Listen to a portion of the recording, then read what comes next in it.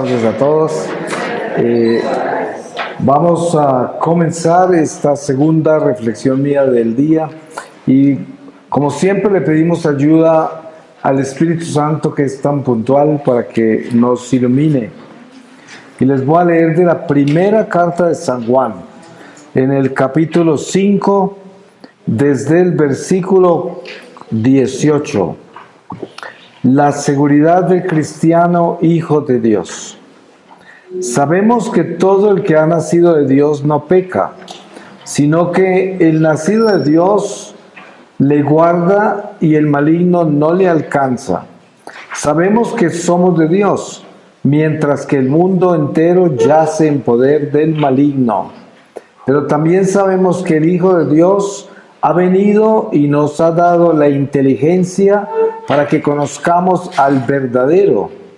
Y nosotros estamos en el verdadero, en su Hijo Jesucristo. Este es el Dios verdadero y la vida eterna. Hijos, estad prevenidos contra los ídolos. Palabra de Dios. Pues yo pienso que es muy buena idea compartir este momento sobre la idolatría, porque en realidad la palabra idolatría se conoce, pero no se conoce bien quién es el idólatra. Entonces es bueno que desenmascaremos la idolatría para que ese espíritu pues no nos engañe. Sabemos por historia sagrada que la idolatría es combatida por Dios desde el principio en todas las formas posibles, porque en el momento en que caemos en el pecado original, hoy tuvimos un momento importante que se nos refrescó la memoria sobre eso con la reflexión que hizo el Padre, que fue muy importante porque nos regresa a ese principio y nos recuerda ese origen del pecado. Muy importante tener una visión clara sobre eso, porque aunque estemos catequizados, es necesario mantener presente las verdades de nuestra fe, de principio a fin, para que jamás perdamos la vigilancia y nunca dejemos de estar atentos. Y entonces, la palabra idolatría significa, pues, adorar todo lo que no es Dios, simplemente, ¿no? El primer mandamiento es todo acerca de eso. Adorarás al Señor, tu Dios, el único Dios por encima de todas las cosas y de todas las personas, de todo. Y esto hay que tenerlo claro porque el primer mandamiento son los cimientos de nuestra fe. Si no estamos bien establecidos en el primer mandamiento, el resto del edificio de la construcción espiritual en la ley de Dios se derrumba, no tiene consistencia y en cualquier momento caemos por un lado, por otro, porque no estamos cimentados en el primer mandamiento. ¿Y cuál es el espíritu que debilita y que atenta directamente contra el primer mandamiento? Pues el más agresivo de todos, el más espantoso, es la idolatría, porque obviamente la idolatría es adorar todo lo que no es Dios. Eso ya de por sí pues destruye los cimientos de nuestra fe, porque nos separa de Dios y nos entra en esa muerte, que es precisamente lo que les sucede a Adán y Eva, que ellos terminan adorando su curiosidad, como nos explicaba el Padre, ¿no? Se van con la curiosidad de Eva, se entran en un universo personal, alejado de Dios, desobedeciendo a Dios, y ya entran en esa idolatría a la naturaleza, a esa fruta, al deseo, a todo lo que sucede en ese momento, que es nada menos que el pecado en sí, ¿no? Por eso no podemos en ninguna forma pretender que al reflexionar sobre lo que es la idolatría vamos a caer en demonizar el mundo y todo lo que existe y las criaturas. No podemos caer en eso, porque eso siempre ha sido un peligro y ha sido un abismo también que el mismo diablo coloca para que el hombre caiga dentro de sus propias reflexiones. Y resulta que Dios todo lo hizo bueno. Y tenemos que partir de ese principio, ¿no? Todo lo hizo bueno. Ahora, hay promesas muy claras, y San Pablo nos las presenta muy claras cuando habla de bendecir los alimentos, por ejemplo. Y decir, Dios todo lo hizo bueno, bendigan los alimentos, no tengan escrúpulos de comer esto o aquello, ustedes los bendicen y todos los alimentos quedan benditos. Es lo mismo que la lectura que hizo el Padre en el cierre de su reflexión, que le salió ese pasaje de San Pedro en Jope, que baja ese telón con todos sus animales y la voz le dice que mata y come, que iba contra sus creencias judías. Y nos damos cuenta que ahí está esa nueva creación en Jesucristo, que es el Espíritu Redentor, que viene a enseñarnos a nosotros: yo hago nuevas todas las cosas. Todo lo que toca mi espíritu queda bendito, y por lo tanto, comed todo lo que bendigáis y no os hará daño. Y esto es un principio que debemos tener claro en toda nuestra vida. Las promesas del Evangelio son que si nosotros somos fieles a Dios y le obedecemos, ni el veneno nos tocará. Y esto, cuando uno lo tiene claro, se da cuenta de que al hablar de la voluntad de Dios, entendemos las dos circunstancias que llevan la vida nuestra. Hay cristianos que su martirio se dio por el veneno, fueron envenenados, pero no porque ellos no tenían fe o no fueran fieles a Dios, es porque Dios los derramó en libación como mártires y los escogió. Y ya la forma en que murieron, pues no necesariamente tiene que ver con lo que estamos hablando, sino que es que la voluntad de Dios permitió que eso sucediera.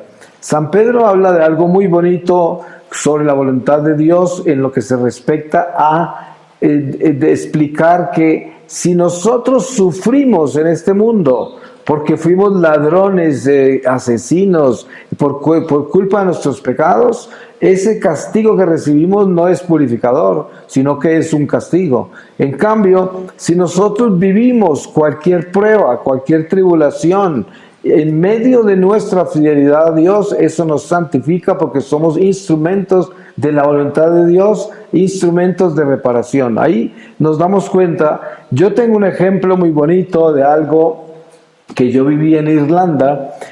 Hace 10 años que estoy escribiendo un libro que no he podido terminar, y no porque lo escriba todos los días, porque precisamente lo que sucede es que casi nunca puedo acercarme a escribirlo, son de esas escrituras misteriosas, y es sobre Knock, es una aparición de la Virgen en Irlanda, en Knock, ya por allá a final de los 1800. Los irlandeses estaban viviendo una hambruna.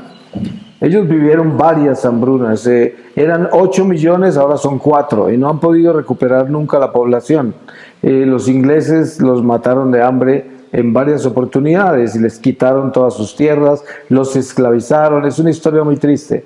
La de la República de Irlanda, ¿no? Porque hay dos Irlandas. La otra Irlanda fue la que se robaron los ingleses, que es la Irlanda del Norte. Pero estoy hablando de la República de Irlanda. Ahí hay un pueblo pequeño que se llama Knock. Y entonces el párroco de esa iglesia hizo una novena de 100 misas. Esto ya no sería novena, no es de 9 días, pero la llaman así. 100 misas para las almas del purgatorio. Y cuando terminó la novena número 100, la misa siempre era a las 5 de la tarde, salió de la iglesia. Como era invierno, ya estaba oscuro, se fue y cerró su puerta, que era una puerta de esas de hierro, de barrotes, que se ve para adentro, ¿no? Y era una iglesita de pueblo pequeña, y de pronto los vecinos comenzaron a ver que la luz estaba prendida. Entonces dijeron, el padre dejó la luz prendida. Y se fueron. En esa época, me imagino, cuando no había luz eléctrica, debía ser una lámpara de esas de cualquier combustible. Se fueron a ver y comenzaron a observar un fenómeno dentro de la iglesia. Esta es una aparición, la única aparición de la Virgen María que no tiene videntes, que no tiene mensaje hablado ni escrito. Es un mensaje silencioso. Por eso el libro que estoy escribiendo se llama El silencio de Enoc. Es una aparición aprobada por la Iglesia, la han visitado 3 papas, es una hermosura de aparición porque adentro se ve San José, San Juan Evangelista con la Biblia abierta, la Virgen María que está con las manos puestas así en oración mirando hacia arriba, vestida de blanco, y luego un altar con el Cordero en el altar y rodeado de ángeles en forma de corona. Y esa es la aparición de Enoc. Entonces, lo que sale de esa aparición, pues, obviamente muchísimas personas a través de los años le han tratado de dar una explicación a ese misterio de esa aparición, porque no hay un mensaje hablado ni escrito de ninguna forma. Pero a donde se llega y a donde he llegado yo, y es sobre lo que estoy escribiendo, es que ese mensaje demuestra lo que es el cielo apareciéndole a un pueblo sufriente, un pueblo muriéndose de hambre, y les dicen como silencio. Ustedes sigan muriéndose de hambre, que no están solos, ¿no? El cielo está con ustedes. Claro, esto suena muy absurdo, ¿no es verdad? Porque normalmente, como decía yo en la primera reflexión, creo ayer, hablábamos de la gracia. La gracia uno espera que sea la que soluciona todo, las cosas naturales. Entonces, en ese caso, las 100 misas era para que nos quiten el hambre, pero no, las 100 misas se dieron al final para que Dios apareciera y dijera, no están solos, esto es voluntad de Dios, ustedes en silencio sigan muriendo, ¿no? Porque realmente esto es lo que sucedió, ahí no se solucionó nada, y la gente siguió muriéndose de hambre, por cientos de ellos. Sin embargo, esa gente con esa aparición, eso se convirtió en una romería increíble porque venían irlandeses de todo lado y luego comenzó a llegar gente de todo el mundo, y es la única aparición de la Virgen María que es de las almas del purgatorio, y además que es un centro también como Lourdes de sanación física y mental. Ahí van muchos enfermos que se han sanado, hay muchos milagros ahí, pero sobre todo hay muchas manifestaciones de las almas del purgatorio. Yo les pongo un ejemplo. Yo tuve un hermano que murió en un accidente en el mar y se desapareció, nunca le encontramos el cuerpo. Él no murió en gracia y yo siempre tenía mi preocupación. Yo le miraba al Señor como preguntándole qué pasó con él, ¿no? Entonces mandé a decir unas misas ahí en Enoc, porque yo después de que fui la primera vez continué yendo cada año que iba de misión a Irlanda a hacer retiros en ese pueblo, ahí en Enoc, y todavía lo hago. Así de que mandé a hacer unas misas por mi hermano, y de ahí seguí para Portugal después de que mandé a hacer las misas, y estaba en una isla de Portugal que queda allá en el África, y tuve un sueño al amanecer en el cual mi hermano iba delante de mí por una montaña y me iba contando exactamente la misma historia de mi conversión, lo que me pasó a mí en el encuentro con el Señor. Y yo pensaba, cuando él me hablaba, decía, pero si eso fue lo que me pasó a mí.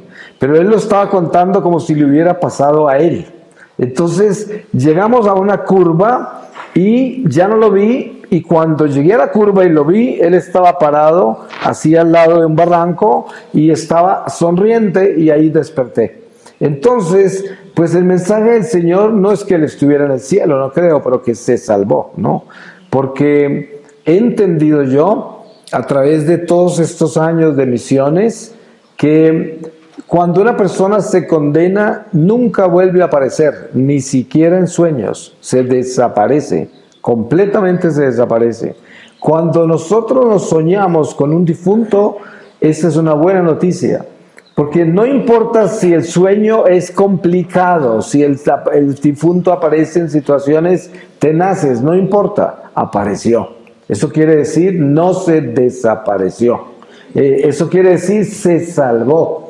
Quedó en la vida, no se murió eternamente. El que muere eternamente desaparece eternamente. Por eso hay gente que pregunta, pero ¿cómo hace una madre al morir y para aceptar la realidad que se le condenó un hijo, por ejemplo? Y la respuesta es, cuando nosotros entramos a la plenitud del mundo espiritual, desaparece nuestra relación sanguínea. Nos reconocemos, sabemos quiénes somos perfectamente, pero entramos a un estado mucho más elevado que este, porque entramos a un estado de perfección espiritual y ya somos espíritus de Dios.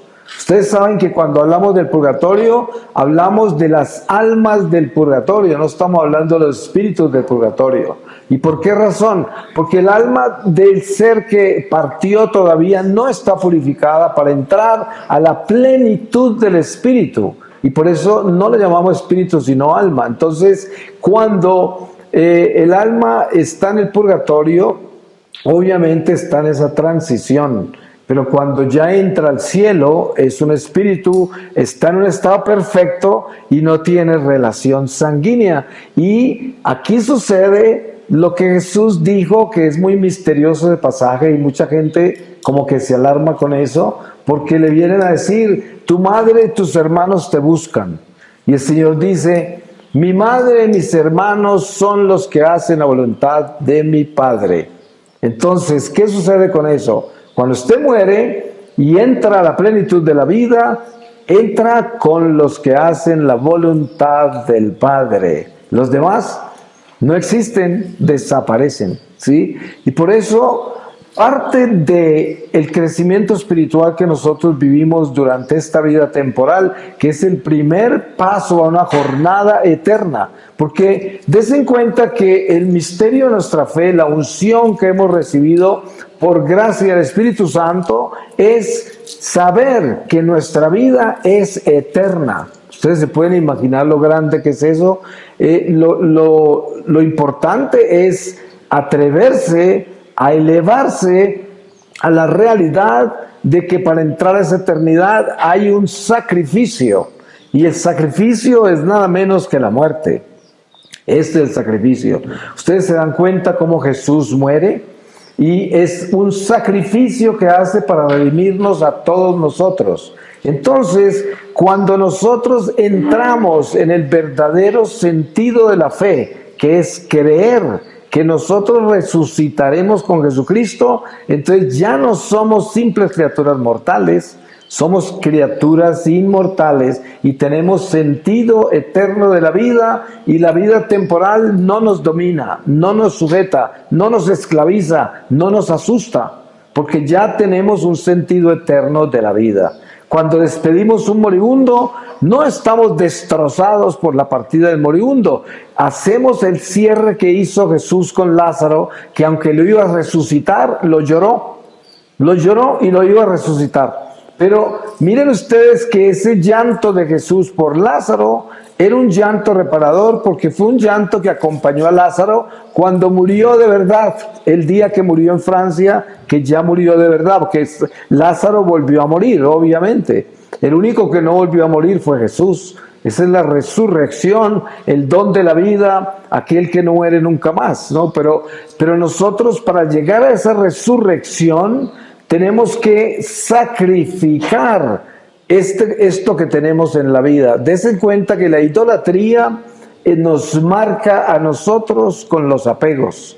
Usted, por naturaleza propia del pecado original, tiene un apego a la vida natural, que es la misma muerte. Porque dese cuenta que nosotros todos llevamos una sentencia de muerte. Todos estamos sentenciados a muerte. Ustedes escuchan cuando un niño comienza a preguntar por qué, y pregunta todo el día y por mucho tiempo, ¿y por qué? ¿Y por qué? Y uno se agota de contestarle, porque es por todo, ¿no? ¿Por qué? Pero hay algo que los niños nunca preguntan, y es, ellos ya saben eso, pero no lo preguntan, ¿por qué me tengo que morir? es el secreto más grande del ser humano. ¿Sí? Cuando usted comienza a tener uso de razón y usted se da cuenta que se va a morir, usted mantiene ese secreto guardado en el alma. Y precisamente, yo me acuerdo, nosotros fuimos 10 en mi familia. Y mi madre nos contaba que ella todas las noches vivíamos en casas muy grandes, porque todos mis tíos y tías tenían 15, 20 hijos, éramos como una tribu.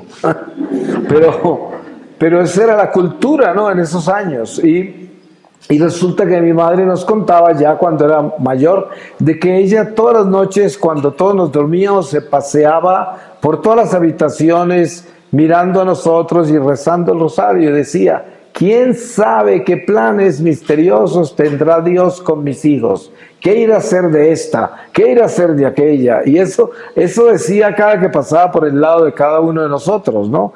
Pero dentro de mi corazón lo que más me dolía era que no se mueran antes que yo, ¿no?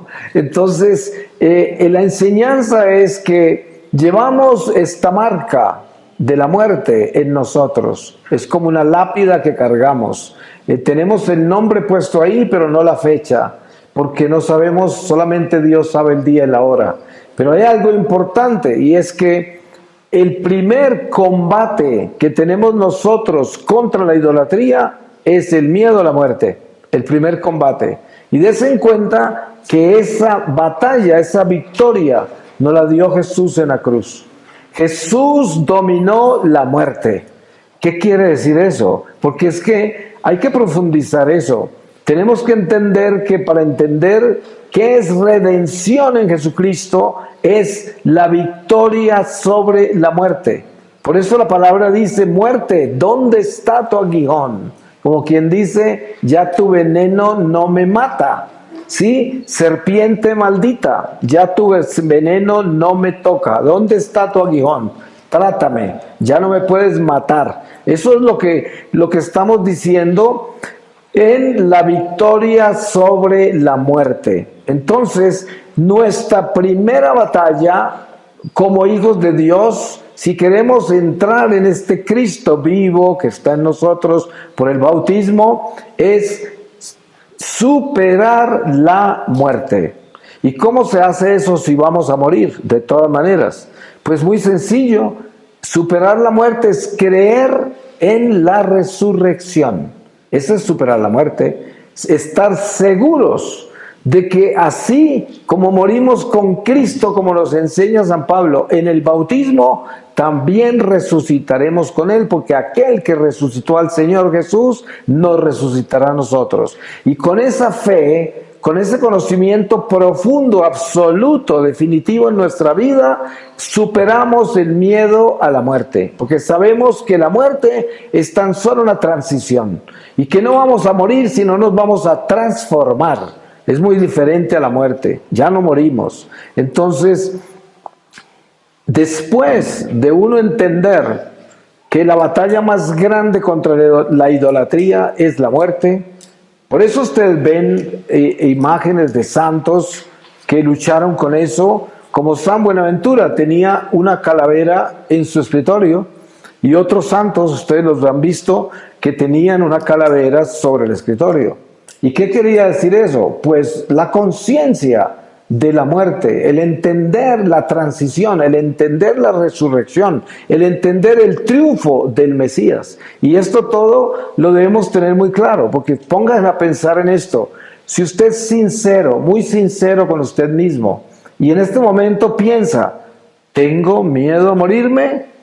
¿Tengo miedo a que en este momento me muera y qué va a ser de mí? Tengo ese miedo, y sea sincero, a ver, lo tiene. No es un pecado tenerle miedo a la muerte, es una imperfección cristiana, porque precisamente Cristo quiere que seamos perfectos, ¿no es verdad? Él nos ha pedido eso.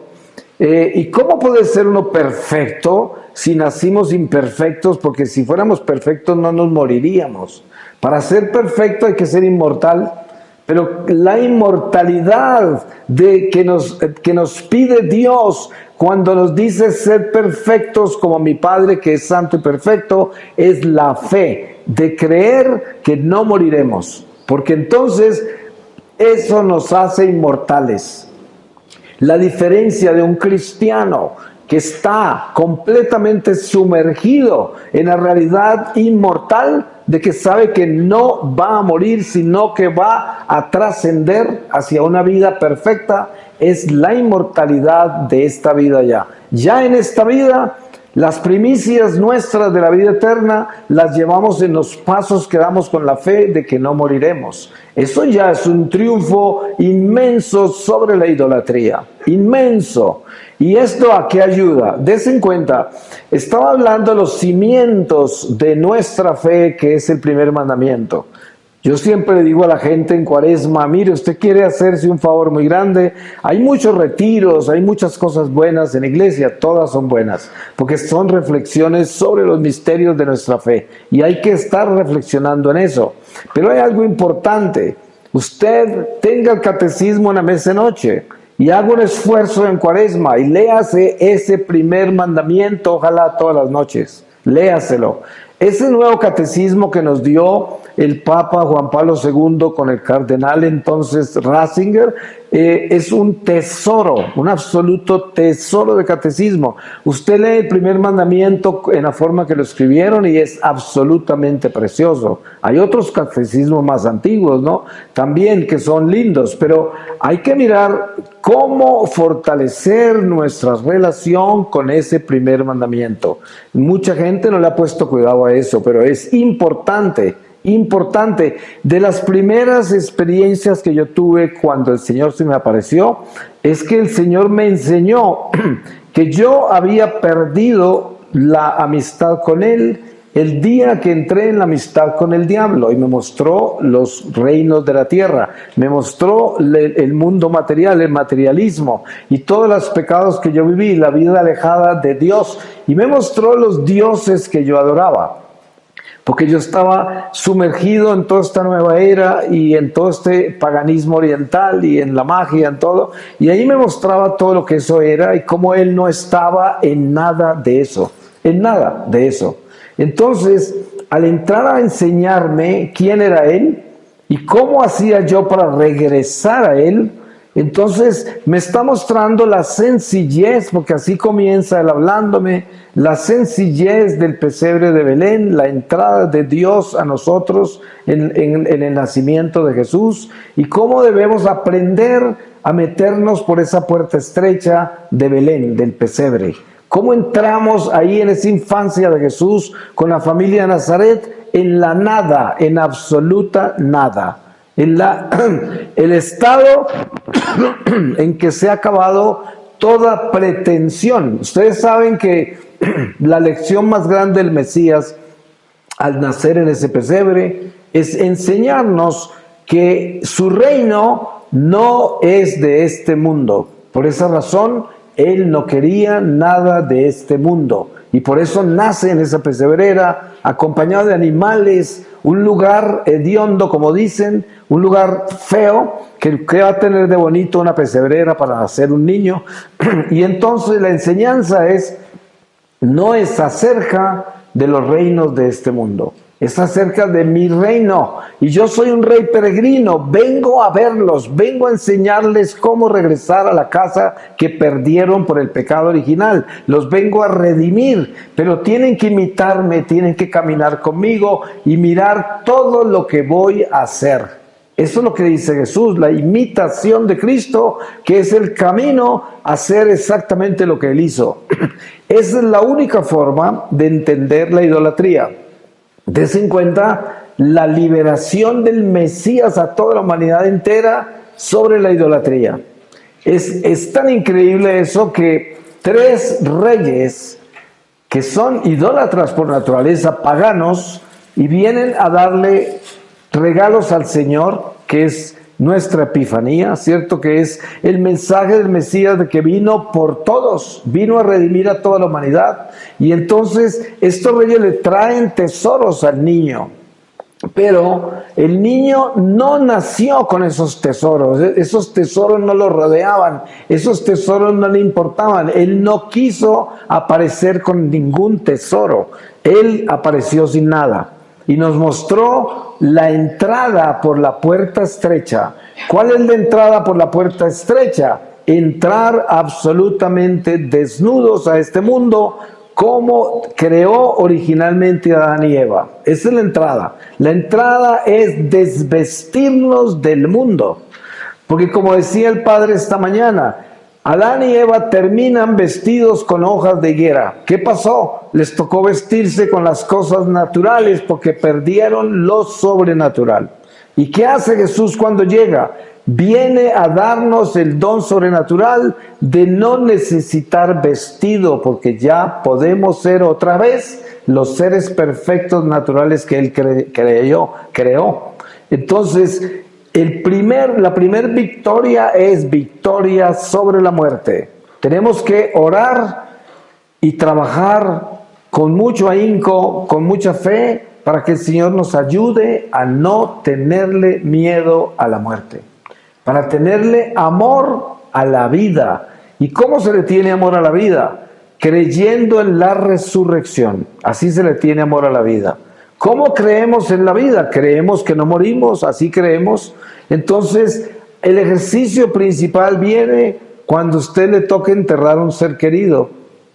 Usted está en el funeral de un ser querido y ¿qué sucede? Usted tiene que entender lo que está sucediendo ahí.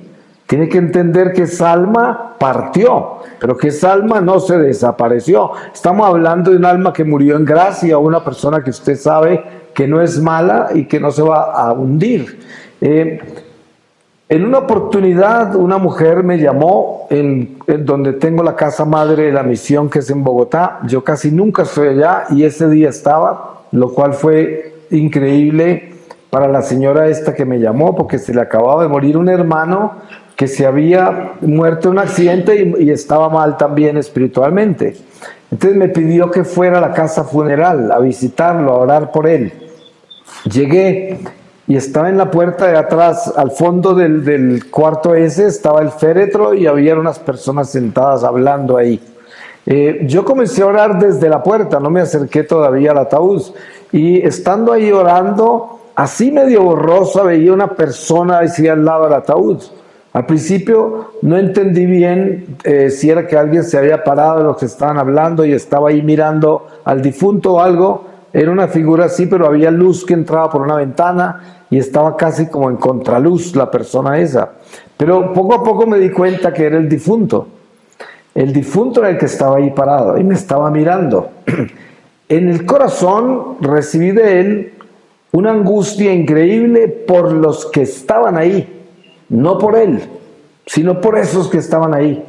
Y yo dije, entonces era como diciéndome, ore por mí, pero más por ellos, ¿no? Algo así, como que era su gran preocupación. Ninguno de ellos estaba orando por el difunto. Todos estaban hablando, todo esto. Entonces, bueno, yo oré y me fui. Pero la enseñanza de eso fue increíble porque he entendido con mucha claridad que el alma continúa en ese caminar de su desprendimiento de este mundo, junto al ataúd, en el funeral, en el rito funeral. Todavía el alma está caminando por ahí, pero el alma ya se encontró con Jesús, el alma ya está sentenciada, pero vive esos pasos, los pasos sacramentales del sacramento de los ritos funerales, ¿no? Entonces el alma está presente en el funeral, para que no nos olvidemos de eso. Ahí está el alma. Y el alma está viendo la plenitud de la verdad en que se encuentra cada persona que está en el funeral. Es un tormento terrible porque el alma, como quisiera gritarles lo que está viendo, para que no cometan quizás el mismo error que esa alma cometió. Y no puede, nadie la ve, nadie la oye. Y por eso tenemos que tener claro que cada uno de nosotros va a vivir esa experiencia. Llegará un momento en que usted se morirá y ya no lo verán ni lo oirán, pero usted estará presente. ¿Se pueden imaginar lo doloroso que eso es? Y estará presente observando todo lo que está sucediendo en la realidad de cada persona. Eso es muy doloroso. Por eso hay que tomar desde ahora muchísima fuerza espiritual para que cuando partamos de esta vida tengamos luz y no estemos penando en una situación espantosa en el mundo espiritual, porque no hay reversa, no hay remedio. Como usted terminó, así terminó, y de ahí en adelante sigue. Es una purificación si usted se salva, si no entra a la plenitud de la luz. Ahora, lo más importante de reflexionar sobre la idolatría es entender esto. Yo le digo a la gente, mire, haga un ensayo de lo que es una enseñanza elemental de la idolatría. Vaya a su casa, abra los closets donde tiene su ropa y tome en sus manos la prenda más costosa, pero que usted ya no usa, pero le costó mucho y le gusta mucho. Y de repente usted está subida de peso y ya no la puede poner. Eso pasa comúnmente. Yo tengo algunos trajes así. El caso es que tome esa prenda en sus manos y atrévase a regalarla, no a venderla, a regalarla, a ver qué va a suceder. Usted toma ese gancho con esa ropa y le empieza a temblar la ropa. Y lo más seguro es que la vuelve a colgar y se va. Y se da cuenta a dónde está el nivel de sus apegos. ¿A dónde está? Mire que a mí me pasó un caso muy curioso con un sacerdote, amigo mío, ya anciano, que tiene unos amigos donde él siempre va, porque como está retirado ya, él celebra misas por ahí en diferentes lugares, pero tiene guardado en la casa de este amigo mío, que es una casa muy grande, cantidades de estolas y vestimenta litúrgica, nada malo, todo sacerdotal, ¿no? Y que sandalias y que zapatos, y son closets enteros llenos de eso. Y en una oportunidad él celebró la Eucaristía en la casa y nos sentamos a desayunar y se dio el caso de la idolatría, ¿no? Yo no sabía que él tenía todo eso guardado ahí, porque no, mis amigos no me habían contado. Entonces yo dije algo parecido a esto, dije, pues mire, no importa si usted es sacerdote, religioso, quien sea, pero las cosas materiales son algo que tenemos que superar. Si usted tiene muchas cosas materiales, usted tiene que mirar cada una de ellas y pensar por qué las tiene, ¿no? ¿Por qué las tiene? Y si no puede superar eso, entonces no se vaya a morir así. ¿Cuántas veces no se muere alguien y después lo escuchan en el closet, ¿no? Y lo peor de todo es que terminan exorcizando la casa. Cuando el muerto lo que querían era que vendía, que regalaran todo lo que dejó ahí. Entonces, hay que hacer ejercicios de esa clase. Les voy a dar un ejemplo personal. Cuando yo regresé a California, después de que el Señor se me apareció, yo comencé a sacar, ¿cómo sería? Mi casa la tenía llena de puras cosas de la nueva era. Tenía budas de jade, tenía no sé qué de marfil, esto, y valía una fortuna todo eso, pero no se lo podía regalar a nadie, no lo podía vender. ¿Qué hice? Y no podía pedirle a nadie que me acompañara a botar eso, porque primero, si me acompañaba alguien a botar eso, después volvían a sacarlo. Y segundo, no podía pedirle a ningún amigo mío, porque ya me mandarían a un manicomio, ¿no? Entonces, yo alquilé un carro, como un van, con equipo para subir cosas pesadas, y me llevé todo eso para un desierto que se llama Palm Springs, cerca de Los Ángeles. Y allá fui en un día de sol terrible, estuve como 3 horas enterrando todo eso, lo enterré y me fui. Bueno, pero pasó todo eso, yo salí de toda clase de cosas, y un día estaba en Beverly Hills, que es la ciudad donde estaba esa casa, en un semáforo esperando cruzar la luz, y pasó un automóvil que era, yo tenía colección de automóviles y era un aficionado a los automóviles, inclusive corría en pistas privadas de carros con carros de carreras. Entonces, pero yo había salido de todo eso, además la guerrilla me había robado casi todo lo que tenía, entonces ya no tenía esa colección. Estaba en la calle sintiéndome mucho más liviano, como más liberado. Y de pronto pasa este automóvil nuevo, de un tipo de automóviles que yo conseguía, que me gustaban mucho, y me quedé mirándolo, y lo miré, y lo seguí mirando, y me paré a mirarlo, y lo seguí mirando hasta que desapareció. Y cuando volteé yo dije, ¡ay! ¿Cómo estoy de mal? ¿No? ¿Cómo sería que yo me fui a confesar? Y no porque eso fuera un pecado, sino que quería hacer un ejercicio espiritual y le dije al padre en una iglesia cerca de ahí, y el padre se rió, porque él me dijo, ¿usted en qué anda? Yo le dije, padre, es que vi un carro y estoy en este ejercicio. Yo no le dije lo de mi experiencia, sino que le dije, estoy haciendo ejercicios espirituales para superar los apegos a las cosas materiales. Y dijo, no le va a alcanzar la vida. Entonces, pero ustedes no se pueden imaginar cuánto me demoré para superar eso. Casi un año.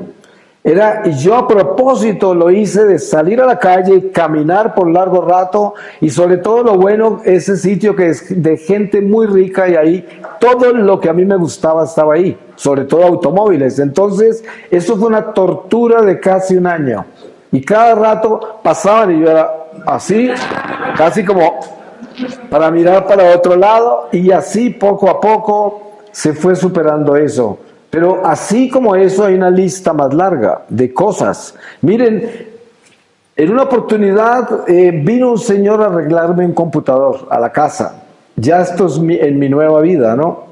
Y el señor se le quedó un lapicero encima del escritorio donde trabajó. Y parecía que era como costoso, yo no sé. El caso es que el hombre aparece como 2 horas después.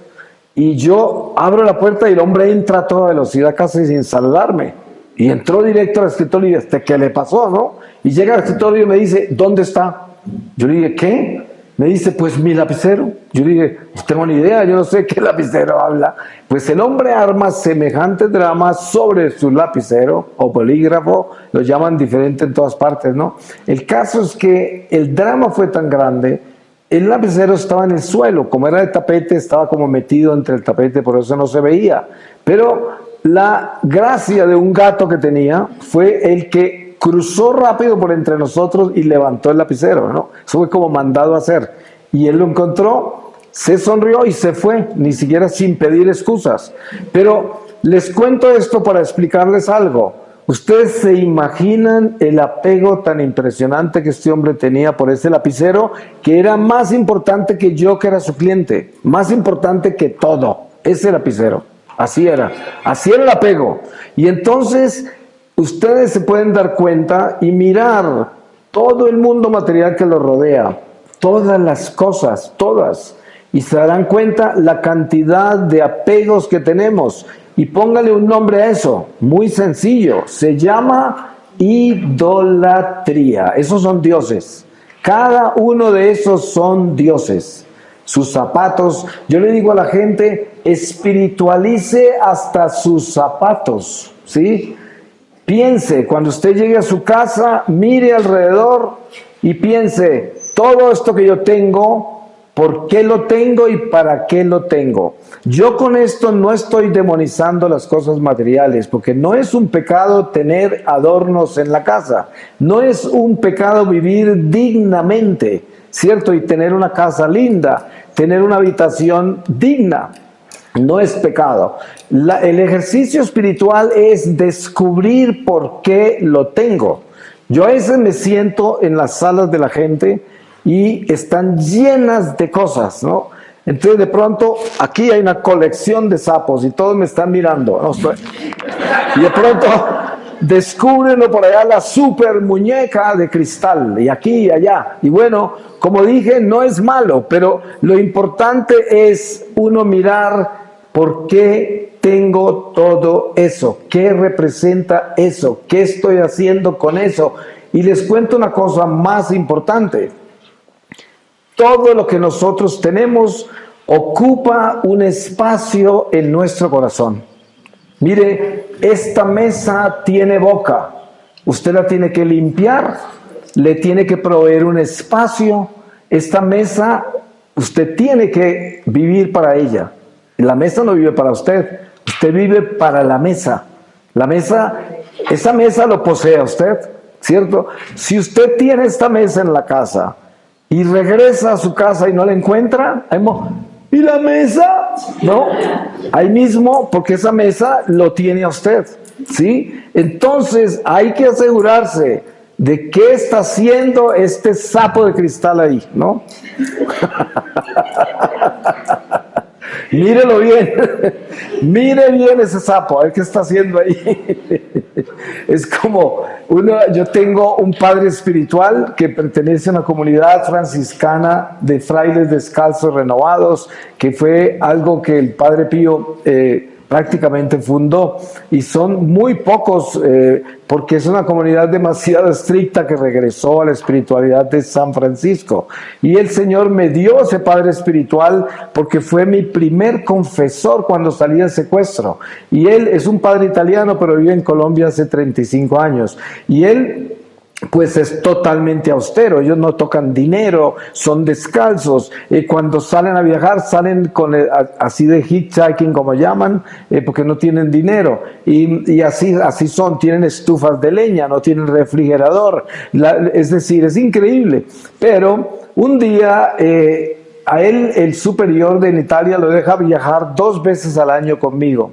Entonces estuvimos en Nicaragua en una misión, y en Nicaragua le regalaron al padre una virgen, y nos vinimos con la virgen y llegamos a Bogotá y lo llevé al monasterio que queda en las afueras de Bogotá, era en el que él estaba en esa época, y al otro día me llamaron urgente una señora que había ido a confesarse, y era el padre que me mandaba una razón que por favor fuera a recoger la virgen, urgente, ¿no? Entonces me fui y lo encontré y me dijo, llévate la virgen. Dice, no puedo tener la virgen. No, en ese convento de ellos no tienen muebles en los pasillos, solamente tiene cada uno como su camita, un reclinatorio y un crucifijo. No tienen cuadros de santos y cosas de esas religiosas por el hecho que es un convento, nada de eso. Los pasillos son vacíos, es decir, es increíble, ellos ofrecen el descanso, entonces viven cansados porque no duermen sino 3 horas a la vez y están rezando el resto del tiempo. Bueno, es increíble. Pues él se llevó la Virgen y la puso, como era el superior, la puso en su habitación. Y era la primera vez que él hacía una cosa así. Pues no pudo dormir. Pero no porque la Virgen lo asustó, sino porque la posesión, el tener eso, que él había renunciado a todo eso, fue una lección muy importante para mí, porque entendí en qué andaba el Padre, entendí la realidad de ese encuentro con derrotar la idolatría. Pero advierto, y es importante que tengan esto claro, no estoy demonizando las cosas materiales. Es muy importante que uno sepa cómo manejarlas. Yo puedo tener lo que quiera en mi casa, pero tengo que saber por qué lo tengo. Eso es lo importante. Si ustedes los cuadros que tiene religiosos lo acompañan, le ayudan en su vida espiritual, son un altar que donde usted ora, donde usted se acompaña espiritualmente, no es malo ni es idólatra. Pero si usted tiene 50 cuadros y los tienes por colección porque le gusta no sé qué, ya eso entra en un territorio que no es espiritual. Y por eso hay que entender bien esto para saber cómo crecemos espiritualmente. De eso está hecha la idolatría. Miren ustedes las relaciones humanas donde hay mucha idolatría. Estamos apegados el esposo a la esposa, los padres a los hijos, y es una relación idólatra, porque en un momento dado se adora más un hijo que a Dios. La prueba está que muchos padres de familia no exhortan a los hijos por miedo a perder su amistad, y en cambio no testifican a favor de Dios. Eso ya es idolatría. ¿Se dan cuenta? Ahora, cuando yo tengo un apego a mi esposo o mi esposa, que tenga miedo a perderlos, a que se mueran, porque si se mueren él, me muero yo, ¿qué va a ser de mí? Ya esa persona es más importante que Dios. Eso ya no está bien. Estoy hablando de la perfección, ¿no es verdad?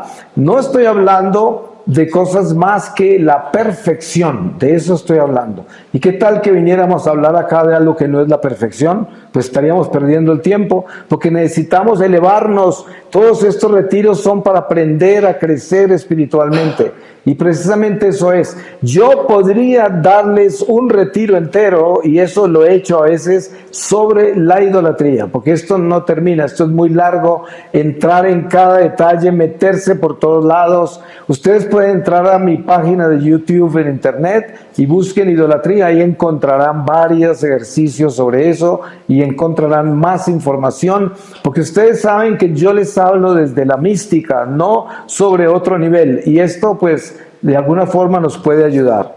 Voy a terminar con esta lectura de el Evangelio según San Mateo, en el capítulo 23, desde el versículo 37, dice: queja contra Jerusalén. Jerusalén, Jerusalén, que matas a los profetas y lapidas a los que te son enviados. ¿Cuántas veces he querido reunir a tus hijos como la gallina reúne a sus polluelos bajo las alas y no quisiste? Mirad, vuestra casa se os va a quedar desierta.